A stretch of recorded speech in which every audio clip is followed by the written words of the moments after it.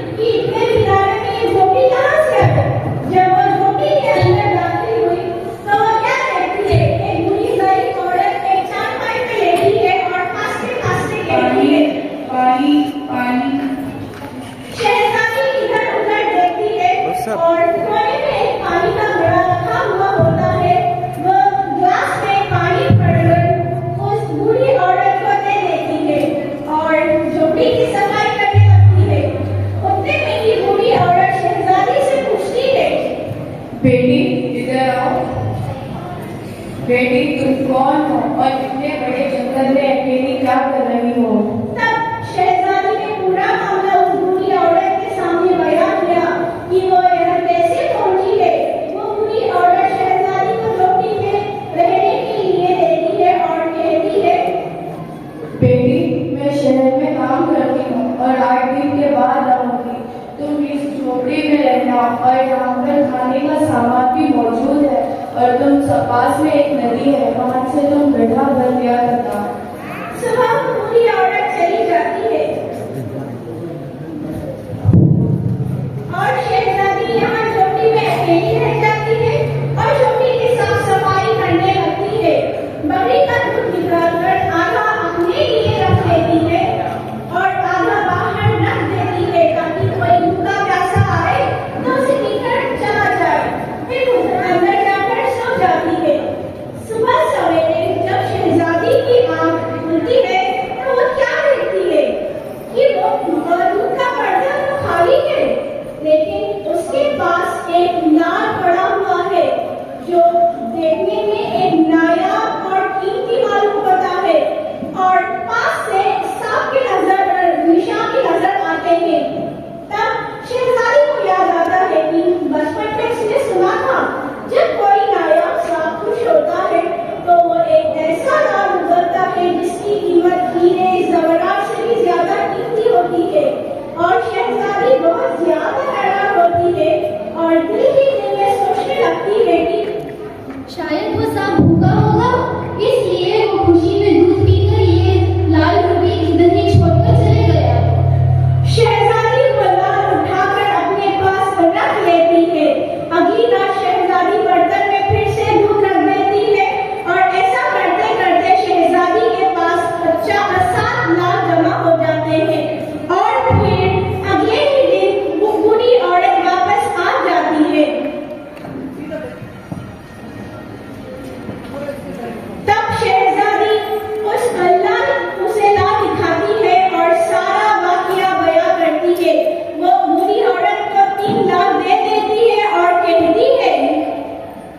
बेटे हटो वहाँ से।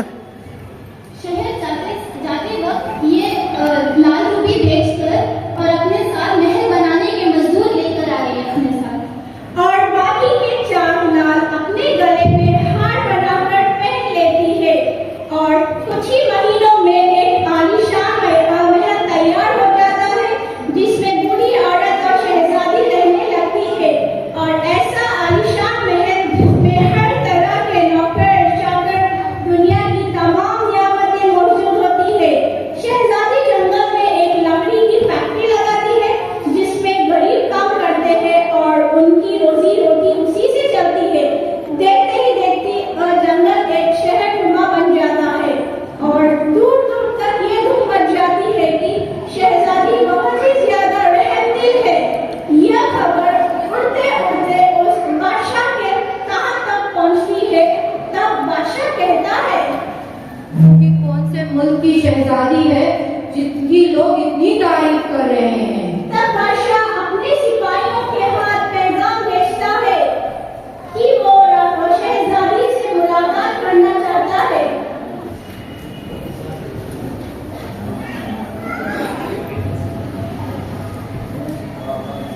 यहाँ जब शहजादी के पास सिपाही शहजादी को बताते हैं तो शहजादी सिपाहियों से कहती है जब वो अपने साथ तमाम बेटियों के साथ मुझसे मिलने आए। सिपाही जाकर बादशाह को ये पैगाम दे देते हैं।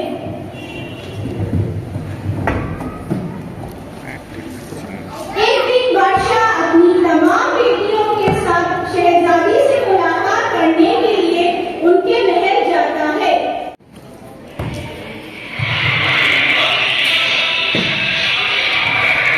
पहनकर मुलाकात करती है और उनके लिए 7 रंग के खाने पेश करती है और हर खाने के साथ उसी रंग का सूट और ज़ेवरात पहनकर आती है।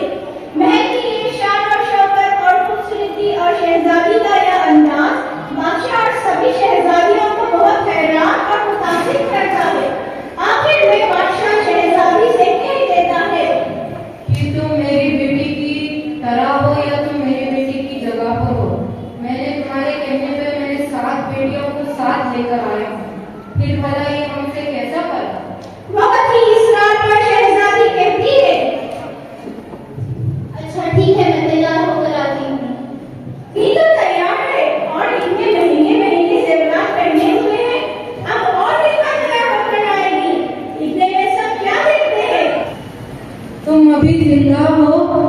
मैं तो सोच रहा था कि अभी तक तुम्हें कोई जंगली जानवर खा चुके होंगे और मैंने तुम्हारी खबर लेने के लिए सिपाहियों को भेजा तो सिपाहियों ने मुझे बताया कि शहजादी का कोई नामो निशान नहीं है। तो ये भला कैसे मुमकिन है? मैं उनसे तुम्हारी आजादी मांगकर ले जाऊंगा और क्यों ना वो तुम्हारी कीमत में मेरी पूरी बादशाह हद क्यों ना ले। यह सुनते ही शहजादी कहती है नहीं बाबा जान मैं वही बेटी हूँ। क्या मैं आप सबको ये नहीं कहती थी कि अल्लाह ने मुझे खिलाता है और मैं अपनी किस्मत का कहती हूँ। देखो आज अल्लाह ने मुझे कहां से कहां तक पहुंचा दिया। आज मैं तुम सबसे अमीर हूँ। फिर शहजादी अपना तमाम हाल बादशाह को बयां करती है कि भले वो इस मुकाम में कैसे आई और बादशाह को अपने गले का हार दिखाती है जिसमें अभी भी 4 लाल मौजूद थे। यह सुनते ही बाकी सब शहजादियां दिल ही दिल में अफसोस करने लगती है और कहने लगती है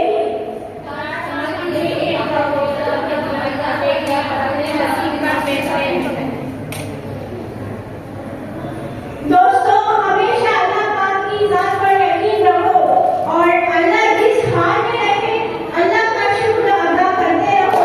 यकीनन अल्लाह तबारक व तआला कभी आपको तनहा नहीं छोड़ेंगे। और हमें इस कहानी से यह सीख मिलती है कि अल्लाह के ऊपर भरोसा